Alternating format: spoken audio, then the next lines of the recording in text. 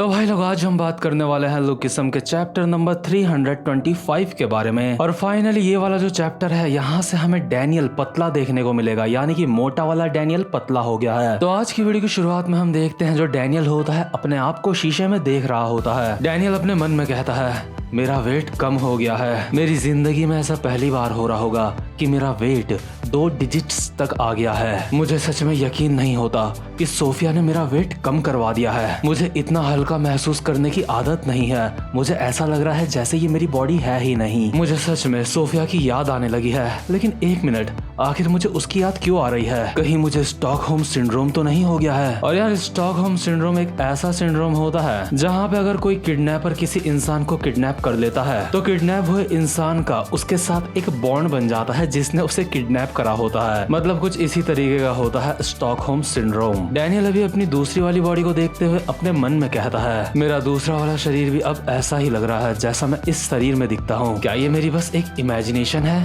या फिर सच में ऐसा है? खैर जो भी हो, मैंने अपना वेट सिर्फ एक रीजन से कम किया है और वो है थर्ड एफिलिएट में घुस के जासूसी करना। और डैनियल अभी निकल पड़ता है वीवी क्लब की तरफ। डैनियल अभी जब सड़क में चल रहा होता है तो सच में वो काफी ज्यादा चेंज लग रहा है पहले से। और जिस किसी इंसान का भी वेट काफी ज्यादा है और वो ये वीडियो देख रहा है, मैं उस इंसान को भी कहना चाहूंगा कि भाई आप भी डैनियल की तरह वेट अपना कम कर सकते हो। माना कि आपके पास सोफिया जैसी कोई ट्रेनर नहीं है, लेकिन अगर होती भी तो आपसे फिजिकल एक्टिविटीज और आपकी डाइट में ध्यान देने के लिए कहती। तो बेस्ट ऑफ लक सारे मोटे लोगों को। इसके बाद हम देखते हैं अचानक से एक लड़की डैनियल के बगल से गुजरती है। डैनियल अपने मन में कहता है एक मिनट, ये शैम्पू की स्मेल कहाँ से आई? डैनियल पलट के इस लड़की की तरफ देखता है और अपने मन में कहता है ये काफी अजीब बात है, मुझे नहीं पता था मेरे ही पड़ोस में मेरी कोई उम्र की लड़की रहती है और ये जो लड़की होती है बहुत ही जल्दी में अभी कहीं भाग रही होती है। इसके बाद सीन शिफ्ट होता है और हम देखते हैं वीवी क्लब के क्लीनिंग डिपार्टमेंट को जो अभी साफ सफाई कर रहे होते हैं। ये सारे काम करते करते आपस में बात कर रहे होते हैं। क्या हम ये अजीब सा मास्क और ये अजीब सी यूनिफॉर्म उतार नहीं सकते? दूसरा बंदा कहता है अगर हम ऐसा करेंगे तो हम मुसीबत में पड़ सकते हैं। दूसरा बंदा कहता है वेल जो यहाँ पे तकियाएं और चद्दरें हैं हमें इन्हें जलाना है ना? अगला बंदा कहता है हाँ, हम पीछे कोई भी निशानी नहीं छोड़ सकते और तुम लोग बातें कम करो और काम ज्यादा करो। और जो ये बंदा बात कह रहा होता है उसने अपने मास्क के ऊपर मैनेजर लिखवा रखा होता है। दूसरा बंदा कहता है अरे ये तो बहुत ही अच्छी बात है, आपने अपने मास्क के ऊपर मैनेजर लिखवा रखा है, इससे हमें पता चल रहा है कि आप कौन हो। यानी कि यहाँ पे जो 2 काम करने वाले बंदे होते हैं वो कुछ ज्यादा ही बोल रहे होते हैं, इसलिए जो मैनेजर होता है इन दोनों बंदों को कहता है तुम दोनों के दोनों यहाँ से दफा हो जाओ, मैं तुम्हारी रिपोर्ट करने वाला हूँ। तो खैर ये जो 2 सफाई कर्मचारी होते हैं चुपचाप से बाहर आके बैठ जाते हैं और आपस में बात कर रहे होते हैं। इनमें से एक कहता है मैंने तुझसे कहा था मुझसे बात मत कर, फिर भी तू मुझसे बात किए जा रहा था। दूसरा बंदा कहता है अबे जाना, ये सारी की सारी तेरी गलती है। पहला बंदा कहता है क्या तू मुझसे बदतमीजी से बात कर रहा है? दूसरा बंदा कहता है हाँ तो क्या हुआ बे, साले तू जानता भी है मैं कौन हूँ। और अभी जो दूसरा बंदा होता है अपना मास्क निकालता है और हम देखते हैं ये होता है युंडो। वैसे मानवा में इसको डू ली कहते हैं, लेकिन मैं इसको युंडो कहना ज्यादा पसंद करता हूँ। युंडो की आंखों में भी आंसू होता है। युंडो कहता है मेरी जिंदगी की वाट लग चुकी है। और अभी हमें बताया जाता है जब युंडो डैनियल के साथ 4th एफिलिएट में गया था तो युंडो वहाँ से भागने में कामयाब नहीं रहा था और जो वर्कर गैंग के बंदे थे उन्होंने युंडो को पकड़ के 3rd एफिलिएट में पटक दिया होता है। युंडो भी मजबूर होता है 3rd एफिलिएट में साफ सफाई करने के लिए। युंडो कहता है ये सब कुछ उस हरामखोर डैनियल पार्क की वजह से हुआ है। लेकिन तभी जो पहला बंदा होता है वो भी अपना मास्क निकालता है और कहता है अरे सुनो ऐसे उदास मत हो, हम दोनों के ही दिन काफी ज्यादा खराब गए हैं। और ये बंदा होता है अलेक्जेंडर होंग। इसकी भी अभी आंखों से आंसू आ रहे होते हैं क्योंकि इसकी भी जिंदगी की वाट लग गई होती है। कहा ये एक समय में 4th एफिलिएट का प्रेसिडेंट हुआ करता था, लेकिन आज ये 3rd एफिलिएट में झाड़ू पोछा लगाता है। इसको टॉम ली यहाँ पे उठा के लाया था। अलेक्जेंडर कहता है ये सब कुछ उस हरामजादे सैमुअल की वजह से हुआ है। तो खैर इन दोनों की ही जिंदगी की पूरी तरह से वाट लग चुकी होती है। ये दोनों रोते हुए अभी एक दूसरे को गले लगा लेते हैं और कहते हैं डैनियल तुम मुझे बचाने के लिए यहाँ पे आओगे है ना? सैमुअल प्लीज यहाँ आके मुझे बोल दो कि तुम मेरे साथ कोई मजाक कर रहे हो। लेकिन तभी जो ओजी डैनियल होता है वो यहाँ पे आ जाता है। डैनियल युंडो को कहता है अरे युंडो मैं तुम्हारे बारे में तो भूल ही गया था। और भाई लोग जिसको नहीं पता, ओजी मतलब ओरिजिनल डैनियल। तो अभी जो डैनियल होता है उसको युंडो के ऊपर दया आ जाती है और वो युंडो और अलेक्जेंडर को एक रेस्टोरेंट ले जाता है जहाँ पे युंडो और अलेक्जेंडर बिल्कुल भुक्कड़ों की तरह चिकन पेलते हैं। ये दोनों चिकन खाते खाते कहते हैं तुम्हारा बहुत बहुत शुक्रिया, लेकिन आखिर तुम हो कौन? डैनियल कहता है अरे नहीं, वो बस मुझे तुम्हें देख के बुरा लग रहा था इसलिए मैं तुम्हें चिकन खिला रहा हूँ। डैनियल अपने मन में कहता है लगता है मैंने सच में काफी ज्यादा वेट लूज करा है। क्या युंडो अब थर्ड एफिलिएट में काम करता है? मुझे युंडो की चिंता हो रही थी क्योंकि युंडो के पास कोई खास टैलेंट नहीं है, लेकिन चलो अच्छा हुआ युंडो को कोई काम धंधा मिल गया। और युंडो अब भी खाते खाते बोल रहा होता है डैनियल कहीं के मैं तो सोच रहा था कि तुम मुझे लेने के लिए यहाँ पे वापस आओगे, आखिर तुम यहाँ कब आओगे? डैनियल अपने मन में बोल रहा होता है लगता है युंडो मुझे पहचान नहीं पा रहा है और ना ही मुझे अलेक्जेंडर पहचान पा रहा है। इन दोनों को इस तरह से चिकन खाते देख मुझे उन दो लड़कियों की याद आ गई जिनको मैंने एक बारी खाना खिलाया था। मुझे उन दोनों लड़कियों के लिए भी काफी ज्यादा बुरा लग रहा था। उन दोनों लड़कियों को अपनी जिंदगी में काफी सारी परेशानियों का सामना करना पड़ रहा था। लेकिन तभी जो अलेक्जेंडर होता है चौड़े में युंडो को कहता है मैं फोर्थ एफिलिएट का बॉस अलेक्जेंडर वांग हूँ। युंडो कहता है अबे ढक्कन अपना मुंह बंद कर और चुपचाप से चिकन खा ले, हमें नहीं पता हमें दोबारा से चिकन खाने के लिए कब मिलेगा। अलेक्जेंडर कहता है हाँ बात तो तुम सही कह रहे हो सैमुअल, आखिर तुम मुझे बचाने के लिए कब आओगे? युंडो कहता है अबे चुपचाप से अपना चिकन खा, हमें वापस काम पे भी जाना है। इसके बाद हम देखते हैं जिस रेस्टोरेंट में अभी ये सारे के सारे बैठे हुए होते हैं यहाँ पे एक लड़की भी काम करती होती है जिसका बॉस उससे चिपकने की कोशिश कर रहा होता है। इस लड़की का बॉस कम से कम इसके बाप की उम्र का होगा। ये लड़की अपने बॉस को कहती है हे बॉस आप मुझे मेरी सैलरी कब देने वाले हो? ये आदमी कहता है अरे मैंने तुम्हें कहा ना एक बारी मेरे घर आ जाओ, मैं तुम्हें तुम्हारी सैलरी दे दूंगा। इसके बाद यह आदमी इस लड़की को अपने मोबाइल में एक महंगा सा आइटम दिखाता है और कहता है जरा ये देखो मैं इस पूरे टाउन का बॉस हूँ। ये लड़की कहती है लेकिन बॉस मुझे अपनी सैलरी लेने के लिए आपके घर क्यों आना होगा? ये आदमी कहता है क्योंकि मैं तुम्हें कुछ एक्स्ट्रा देना चाहता हूँ। ये लड़की कहती है लेकिन बाकी सबको तो उनकी सैलरी मिल चुकी है, फिर मुझे मेरी सैलरी क्यों नहीं मिल रही है? ये आदमी कहता है अरे तुम्हें तुम्हारी सैलरी मिल जाएगी, चिंता मत करो। और डैनियल इस लड़की को देख के अपने मन में कहता है अरे ये तो वही लड़की है जिसको मैंने भागते हुए देखा था। और यह आदमी अब भी इस लड़की को बोले जा रहा होता है क्या तुम अपने घर में अकेली रहती हो, क्या तुम्हें डर नहीं लगता? ये लड़की कहती है आखिर आपको कैसे पता कि मैं अकेली रहती हूँ? ये आदमी कहता है मैंने तुम्हारे रिज्यूमे में देखा था तुम एक स्टूडियो में रहती हो। ये लड़की कहती है आपको मेरी पर्सनल इंफॉर्मेशन जानने के लिए रिज्यूमे का इस्तेमाल नहीं करना चाहिए। युंडो इस आदमी की हरकतें देखते हुए कहता है अरे भाई कुछ लोग कभी भी बड़े नहीं होते, वो आदमी उस लड़की के बाप की उम्र का है। अलेक्जेंडर कहता है क्या तुम्हें बस इतना ही नजर आ रहा है? युंडो कहता है आखिर इस बात से तुम्हारा क्या मतलब है, तुम्हें कितना नजर आ रहा है? अलेक्जेंडर कहता है जरा उस लड़की को ध्यान से देख, अगर वो मेकअप कर लेगी तो वो काफी ज्यादा क्यूट लगेगी। अगर वो पूरी तरह से बन ठन के तैयार हो गई तो बहुत से लड़के ऐसे होंगे जिनकी हिम्मत भी नहीं होगी इस लड़की से बात करने की क्योंकि इसका पूरा लुक चेंज हो जाएगा। लेकिन अभी जरा देख उस लड़की के साथ लोग कैसा व्यवहार कर रहे हैं, तुझे क्या लगता है ऐसा इस लड़की के साथ क्यों हो रहा है? और यार जितने भी कस्टमर्स होते हैं और यहाँ का बॉस होता है इस लड़की के साथ बस फ्लर्ट करने की कोशिश कर रहे होते हैं। कस्टमर इस लड़की को कहते हैं हे हमारी ड्रिंक तुम हमारे ग्लास में खुद डालो। दूसरा बंदा कहता है क्यों ना तुम मेरे बगल में आके बैठ जाओ, वैसे मिस हम दोनों में से तुम्हें ज्यादा हैंडसम कौन लगता है? और ये जो लड़की होती है बेचारी होपलेस होके खड़ी रहती है और कहती है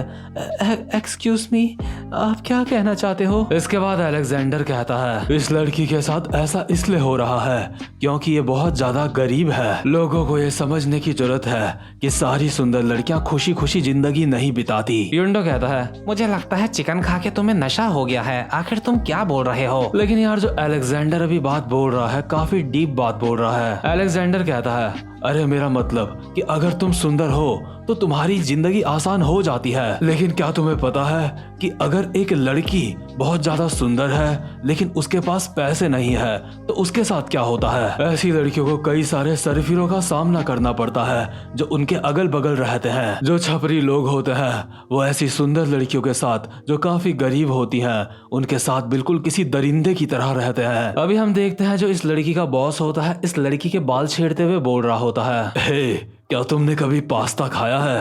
क्यों ना हम दोनों साथ में मिलके पास्ता खाएं। ये लड़की कहती है, नहीं आपका शुक्रिया, लेकिन मुझे नहीं खाना। ये आदमी कहता है, और तुम्हारे बालों के साथ क्या है? मैं तुम्हें शैम्पू दे दूंगा एक अच्छा सा, तुम मेरे घर आ जाओ। अलेक्जेंडर दोबारा से कहता है, इन जैसे दरिंदे ऐसी लड़कियों के पीछे पड़े रहते हैं, ये सोच के कि ये लड़कियां इनकी बातों में आ जाएंगी क्योंकि ये गरीब है। सच में पैसा एक बहुत ही ज्यादा खतरनाक चीज है। क्या तुम्हें लगता है अगर इस लड़की के पास पैसे होते और ये काफी अच्छे से तैयार होके रहती तो कोई भी इसके साथ इस तरह से व्यवहार कर सकता था? जो सुंदर लड़कियां होती है, जो दिखने में काफी ज्यादा अमीर लगती है, कई सारे लड़कों की उनसे बात करने की हिम्मत भी नहीं होती। और क्योंकि ये लड़की गरीब है इसलिए इसके चारों ओर बस दरिंदे ही दरिंदे घूम रहे हैं। वो सारे लूजर्स जिनकी हिम्मत भी नहीं होगी किसी अमीर और सुंदर लड़की से बात करने की। ऐसी लड़कियों के साथ अत्याचार होता है और इनको नीची नजर से देखा जाता है। और अगर ये किसी से मदद मांगती है तो इनकी कोई मदद भी नहीं करता है। लोगों को ऐसा लगता है कि लड़कियां सिर्फ अटेंशन पाने के लिए उनसे बात कर रही है, या फिर लोग सिर्फ इसलिए ऐसी लड़कियों से बात कर लेते हैं क्योंकि ये दिखने में अच्छी होती है। लेकिन ये सच में काफी ज्यादा फनी बात है। इस उम्र की जो लड़कियां होती है इनको सच्चाई के बारे में नहीं पता होता। ऐसी गरीब लड़कियां सोचती है कि सारी गलती इनकी ही है, लेकिन एक सुंदर लड़की जो कि गरीब होती है उसकी जिंदगी ऐसी ही होती है, इसमें उस लड़की की गलती नहीं होती। ऐसी लड़कियों को कई सारे हवसी दरिंदे बार बार परेशान करते रहते हैं क्योंकि उनको लगता है ऐसी लड़कियां एक आसान शिकार होती हैं। और इन लड़कियों के साथ ऐसा सिर्फ इसलिए नहीं होता कि ये लड़कियां हैं, बल्कि जो इनका सोशल स्टेटस होता है ये सब कुछ इनके साथ उस वजह से होता है। यानी कि अलेक्जेंडर का मतलब होता है कि ऐसी लड़कियां गरीब होती हैं इसलिए इनके साथ ऐसा होता है। और भाई लोग, अलेक्जेंडर ने जो बात कही है ना, मुझे सच में अलेक्जेंडर से ये बिल्कुल भी उम्मीद नहीं थी कि ये हरामखोर टकला ऐसी कोई सीरियस बात भी कह सकता है जो कि इतनी ज्यादा डीप है। सच में यार, अलेक्जेंडर ने बिल्कुल सच बात कही है। जो लड़की गरीब होती है लेकिन सुंदर होती है उसके ऊपर बहुत सारे लोग नजर गड़ाए बैठे रहते हैं और ज्यादातर वो सारे के सारे हवसी दरिंदे होते हैं। बट हाँ, इसका मतलब ये नहीं है कि सारे लड़के दरिंदे होते हैं, सारे लड़के इस तरह के होते हैं, क्योंकि जिसने ये बात बोली है वो भी एक लड़का है, यानी कि अलेक्जेंडर। तो खैर भाई लोग, अगर आपकी कोई लड़की दोस्त है तो आप उसको ये वीडियो भेज सकते हो, क्योंकि यहाँ पे अलेक्जेंडर मोटे ने लड़कियों के लिए काफी अच्छा मैसेज दिया है। तो खैर अभी हम देखते हैं ये जो लड़की होती है, जब इसका बॉस इसको अपने घर बुला रहा होता है, ये लड़की कहती है, सॉरी बॉस, मैं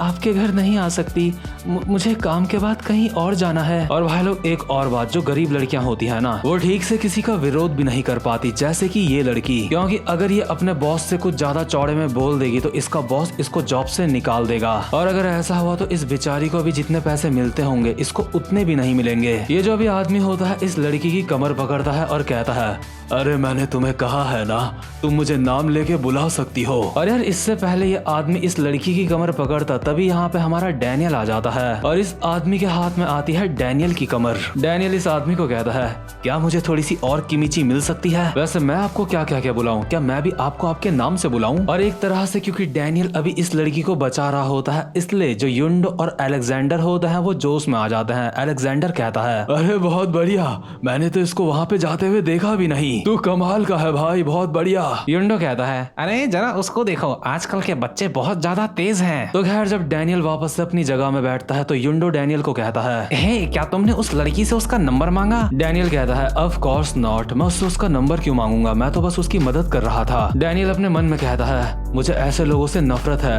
जो गरीब लोगों को परेशान करते हैं। इस लड़की को देख के मुझे अपनी याद आ गई, मुझे भी लोग ऐसे ही परेशान किया करते थे। मतलब डैनियल की कमर वगैरह नहीं पकड़ते थे, लेकिन जो लड़के होते हैं वो अलग तरीके से परेशान होते हैं। तो अभी जो ये लड़की होती है डैनियल के पास आती है और कहती है, तुम्हारा बहुत बहुत शुक्रिया। युंडो इस लड़की को कहता है, अगर तुम इसकी इतनी ही शुक्रगुजार हो तो तुमने इसको अपना नंबर क्यों नहीं दिया? अलेक्जेंडर डैनियल को कहता है, हे कभी इसने पास्ता खाया है? इसको बाहर चलने के लिए पूछो। युंडो कहता है, तुमने कहा था ना तुम अकेले रहते हो, इस लड़की को अपने घर में बुला लो। डैनियल इन दोनों को कहता है, तुम दोनों सच में बहुत बड़े हरामखोर हो। इसके बाद डैनियल इस लड़की को प्यार से कहता है, हे वैसे तुम ये जॉब छोड़ क्यों नहीं देती? तुम कोई और जॉब भी कर सकती हो, शायद तुम स्ट्रीमिंग कर सकती हो, तुम टिकटॉक टॉक में वीडियो बना सकती हो, अगर तुम सोशल मीडिया में फेमस हो गई तो तुम काफी सारे पैसे कमा सकती हो। मेरा एक दोस्त है जो इस तरह से काफी अच्छे पैसे कमाता है, क्या तुमने किंग डैनियल का नाम सुना है? और जो डैनियल होता है अभी अपनी ही बात कर रहा होता है, उसके मोटे वाले शरीर को लोग किंग डैनियल नाम से जानते हैं। तो खैर अभी जो ये लड़की होती है डैनियल की बात सुन के काफी ज्यादा हैरान होती है, क्योंकि ये लड़की भी इस जॉब को छोड़ना चाहती होती है। ये लड़की कहती है क्या लाइव स्ट्रीमिंग। इसके बाद हमें फ्यूचर वाले डैनियल की वॉइस ओवर आती है। डैनियल कहता है मुझे उस लड़की को वो एडवाइस नहीं देनी चाहिए थी, अब मैं पछता रहा हूँ। और भाई लोग आपको एक और बात बताना चाहता हूँ, वैसे मैं फेमिनिस्ट नहीं हूँ, लेकिन इस एपिसोड में लड़कियों के लिए काफी सही बात कही गई है। बस दिक्कत वहाँ आती है जहाँ पे लड़कियाँ पैसा कमाने के लिए सोशल मीडिया में नंगा नाच करने लगती हैं। तो खैर भावनाओं में बह के मैं टॉपिक से थोड़ा सा हट गया था। इसके बाद हम देखते हैं वीवी क्लब का सीन, जहाँ पे जेक और जोहान अभी एंट्रेंस के बाहर खड़े होते हैं। जेक जोहान को कहता है मैं बोर हो रहा हूँ, वर्ड चेन गेम खेलेगा। जोहान कहता है नहीं। जेक कहता है सॉकर। जोहान कहता है मैंने कहा ना मैं नहीं खेलूंगा। और यार जो वर्ड चेन गेम होता है इसमें एक इंसान कोई सा भी शब्द कहता है और वो शब्द सुन के दूसरे इंसान के दिमाग में जो भी शब्द आता है उसको वो कहना होता है। जोहान भले ही खेल नहीं रहा होता है लेकिन फिर भी सॉकर सुन के वो कह देता है रेट्रो। जेक कहता है सिनिगामी। गॉड डॉग मैं तो तुझसे ज्यादा उम्मीदें लगा रहा था और तू इस गेम में अच्छा नहीं है। जोहान कहता है शट अप। जेक कहता है क्या तू और खेलना चाहता है। जोहान कहता है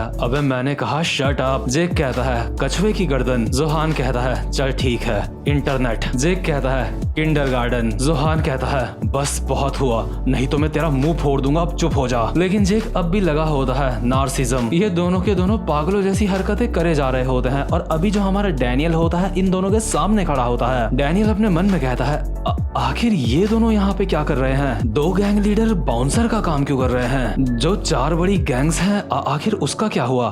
अब ये अपनी गैंग्स नहीं चलाते क्या। लेकिन अभी इस वक्त मुझे इस क्लब के अंदर जाना है। डैनियल इन दोनों को कहता है हे मैं यहाँ अंदर जाना चाहता हूँ। जेक कहता है क्या हम तुम्हारी आईडी देख सकते हैं। और डैनियल जेक को अपनी एक फेक आईडी दिखाता है जिसमें उसका नाम पॉल बनियन लिखा होता है। जेक कहता है इस आईडी के हिसाब से तुम 90s में पैदा हुए थे। और डैनियल की शक्ल देख के बिल्कुल भी नहीं लग रहा होता कि वो 90s में पैदा हुआ होगा, क्योंकि डैनियल काफी बच्चा जैसा लग रहा होता है। डैनियल एक्टिंग करते हुए कहता है मुझे अंदर जाने दो, मैं काफी ज्यादा बूढ़ा हो चुका हूँ, लगता है मेरे पिछवाड़े की हड्डी दोबारा से चटकने लग गई है। जेक अपने मन में कहता है ये बच्चा सच में बहुत ज्यादा अजीब है। लेकिन यार जो जोहान है वो ज्यादा बात नहीं करता, वो अभी उछल के डैनियल के एक मुक्का मारने वाला होता है। लेकिन तभी जेक कहता है रुक जाओ जोहान ऐसा मत करो। जेक डैनियल की नकली आईडी वापस उसकी जेब में डालता है और कहता है सॉरी बच्चे, हम माइनर्स को अंदर नहीं जाने दे सकते, जब तुम बड़े हो जाओगे तब यहाँ पे आना। डैनियल एक स्माइल के साथ कहता है